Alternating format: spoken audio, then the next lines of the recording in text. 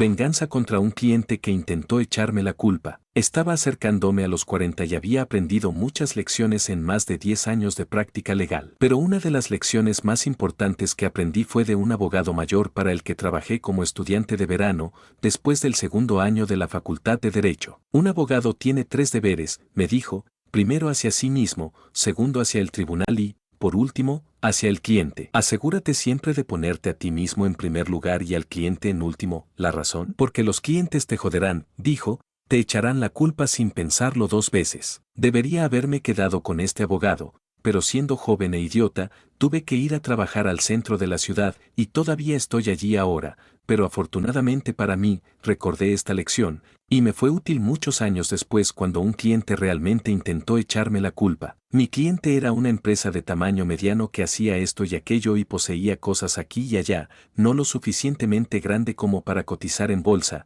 pero tenía una cartera inmobiliaria bastante considerable. Y un día un edificio que poseían se incendió hasta los cimientos. La empresa quería cobrar el seguro, así que le dijeron a Frank, un empleado veterano, que se encargara de ello. Frank tenía casi 60 años y pensaba que sabía lo que estaba haciendo. No necesitaba mi ayuda para el reclamo de seguro, me dijo, tenía todo bajo control. Además, los abogados son caros. Algunos tipos realmente disfrutan no pagando honorarios legales, y Frank era uno de esos tipos que se jactaban de cada centavo que lograban no pagar a los abogados. Traté mucho con Frank, y siempre estaba regateándome. El asegurador te va a joder, le dije a Frank. Fue solo por suerte que siquiera supe del incendio y la pérdida porque Frank no había pedido mi ayuda, lo dejó escapar un día, y desde entonces, estuve al tanto de él, tratando de hacerle entrar en razón. Tuve que luchar para que me enviara el formulario de prueba de pérdida para asegurarme de que no lo había estropeado. Frank se equivocaba mucho, y a veces me preguntaba cómo tenía un trabajo. Pero la prueba de pérdida estaba bien, al menos,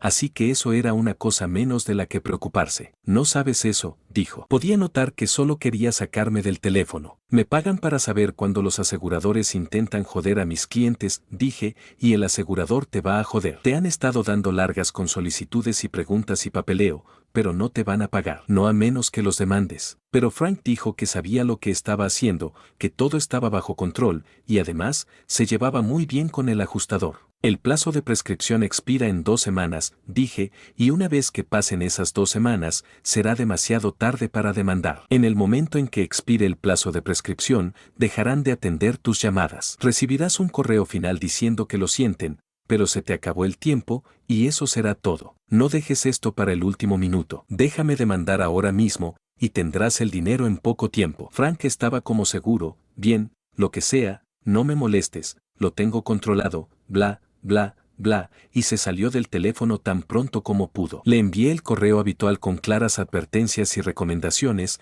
que ignoró. Le envié el correo de nuevo, y luego nuevamente a medida que se acercaba el plazo de prescripción, y de nuevo un par de días antes del plazo. Voy a estar en juicio, y no podrás contactarme, decía mi correo final, pero tienes que demandar. Tienes otros despachos en tu lista, así que elige uno y demanda. No se molestó en responder, y me fui a hacer mi juicio. El juicio duró un par de semanas, y ningún correo de Frank. Luego pasó un mes, y otro mes, todavía ningún correo. Supuse que debía haber arreglado las cosas. Quizás Frank tenía razón después de todo, me dije, y entonces sonó mi teléfono. Era Frank. ¿Recuerdas ese asunto del seguro contra incendios del que hablamos? Habíamos hablado de eso como una docena de veces. Supuse que estaba llamando para jactarse, así que fui al grano. Así que pagaron. Eso es genial, Frank. Tenías razón. Me preguntó de qué estaba hablando, y si podía ver una copia de la demanda. ¿Qué demanda? Dije. La demanda contra el asegurador. Ya sabes, esa demanda. ¿Significa eso que el asegurador no pagó?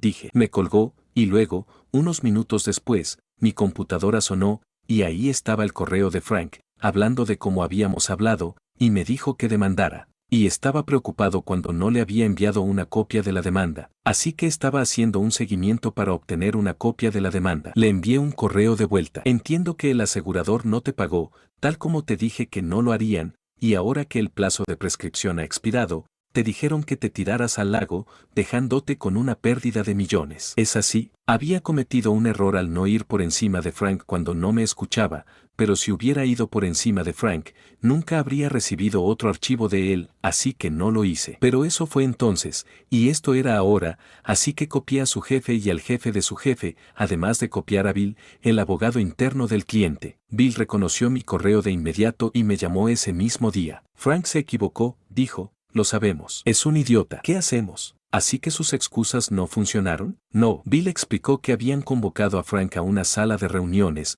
pero su historia no cuadraba, dado todas las advertencias que le había enviado. Además, no habría habido ninguna razón para que siguiera enviando correos al asegurador si me hubiera dicho que demandara. Una vez que el archivo va al abogado, el papel de Frank había terminado. La empresa sabía que Frank les estaba mintiendo. Así que eso es todo, entonces, Bill dijo.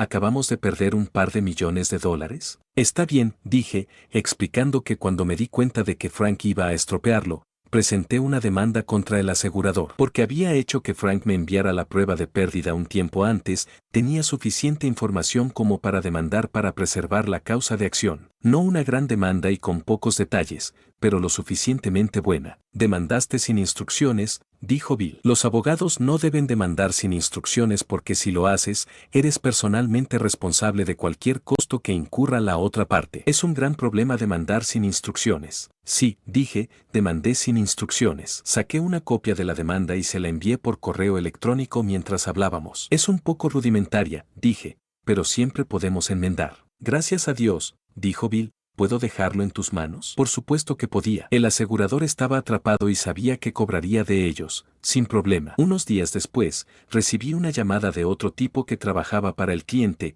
un tipo con el que no trataba normalmente. Tenían una situación y necesitaban mi ayuda. Normalmente trato con Frank, dije. ¿Qué pasa? Lo que pasaba era que habían llamado a Frank a otra reunión y le entregaron una carta de una página y luego puso sus pequeñas cosas de oficina en una caja, y seguridad lo llevó junto a sus compañeros de trabajo hasta el ascensor y lo escoltó abajo al estacionamiento. Adiós, Frank. Era demasiado mayor para conseguir otro trabajo, o al menos, no uno decente. Fue un evento que le cambió la vida a Frank, pero para mí, él era solo una anécdota, una historia de advertencia que les cuento a los abogados jóvenes a veces mientras tomamos cervezas, tal vez con demasiada frecuencia, porque estoy envejeciendo y tengo mis historias favoritas. No estaba tratando de vengarme de Frank, en absoluto, y habría sentido un poco de pena por él si no hubiera estado tratando de echarme la culpa. Pero el tipo que lo reemplazó era genial y nunca regateó conmigo, así que todo estaba bien.